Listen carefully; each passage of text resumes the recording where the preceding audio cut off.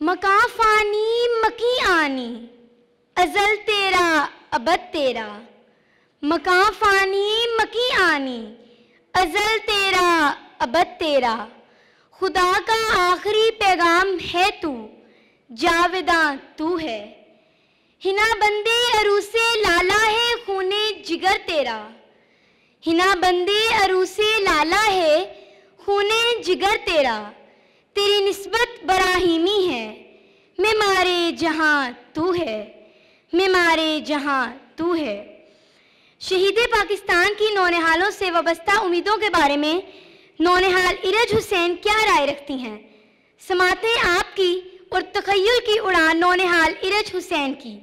یہ قائد ایوان ہمدرد نونہال اسمبلی پشاور سے ہیں، بھرپور استقبال کیجیے نونہال ارج حسین کا۔ نحمدہ و نصلی علی رسولہ الکریم، اما بعد، فاعوذ باللہ من الشیطان الرجیم، بسم اللہ الرحمن الرحیم۔ منزل سے آگے بڑھ کر منزل تلاش کر، منزل سے آگے بڑھ کر منزل تلاش کر، مل جائے تجھ کو دریا تو سمندر تلاش کر، ہر شیشہ ٹوٹ جاتا ہے پتھر کی چوٹ سے، پتھر ہی ٹوٹ جائے وہ شیشہ تلاش کر۔ حاضرین محفل، السلام علیکم، میرا نام ارج حسین ہے۔ مجھے آج اس موضوع پر لب کشائی کا موقع ملا ہے، وہ ہے قائد نونہال حکیم محمد سعید کی نونہالان وطن سے وابستہ امیدیں۔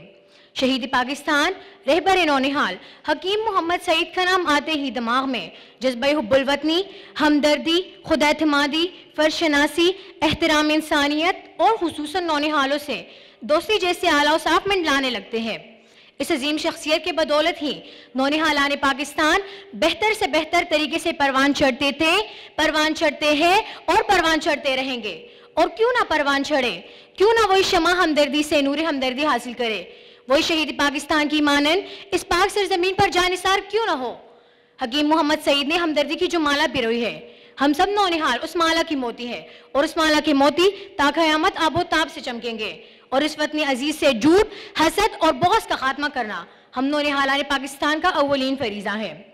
حاضرین محفل، 9 جنوری ہم پاکستانی نونہالوں کا قومی دن ہے، جسے سرکاری طور پر تسلیم کیا گیا ہے۔ حکیم صاحب کو نونہالوں سے بے حد محبت تھی، آپ نے نونہالوں کی تعلیم و تربیت کی خاطر بے حد کام کیے۔ اس غرض سے آپ نے نونہال اسمبلی کے نام سے ایک پلیٹ فارم قائم کیا، اور اس پلیٹ فارم کا بنیادی مقصد نونہالوں میں چھپی ہوئی صلاحیتوں کو اجاگر کرنا ہے۔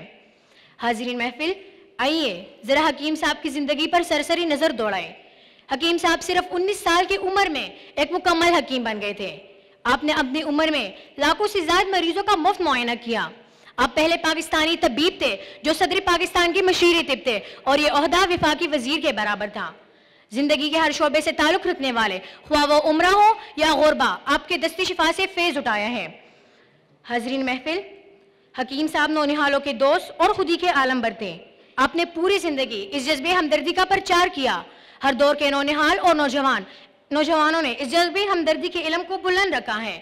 تبھی تو کسی شاعر نے کیا خوب کہا ہے، شاہین تیری پرواز سے جلتا ہے زمانہ، شاہین تیری پرواز سے جلتا ہے زمانہ، تو اور بھی اس آگ کو بازو سے ہوا دے۔ حاضرین محفل، ہر دور کے نونہالان پاکستان آپ کی عظیم کاوشوں سے باخبر ہیں۔ آپ کی تعلیمات پر عمل کرنا نونہال اپنی خوش نصیبی سمجھتے ہیں۔ اسی میں ہماری ذاتی و قومی بقا کا راز بھی پوشیدہ ہے۔ اگر آج ہم نونہال اپنی اس گھڑی میں آنکھیں نہ کھولیں گے تو پھر ہمیشہ کے لیے ہماری آنکھوں کے سامنے اندھیرا چھا جائے گا، جو کہ حکیم محمد سعید کبھی نہیں چاہتے تھے۔ جس طرح دشمن نے ہمارے قائد حکیم محمد سعید کو شہید کر دیا، ان کا باطل یہ خیال تھا کہ انہوں نے قوم سے ہمدردی کے علم کو چھین لیا۔ تو سنے دشمن، پاکستان تو ایک حکیم محمد سعید کو شہید کرے گا، اس ملک کے ہر در و دیوار سے نونہال حکیم محمد سعید نکلے گا، اور اس جذبہ ہمدردی کے علم کو سرنگوں نہیں ہونے دے گا۔ تیرے باطل عقیدے زمین بوس ہو جائے گی۔ آج ہم نونہالان پاکستان اپنے حکیم محمد سعید سے عہد کرتے ہیں کہ ہم جاگو جگاؤ اور خدمت خلق کی عملی تصویر بنیں گے اور اس خواب کو سچ کر کے دکھائیں گے۔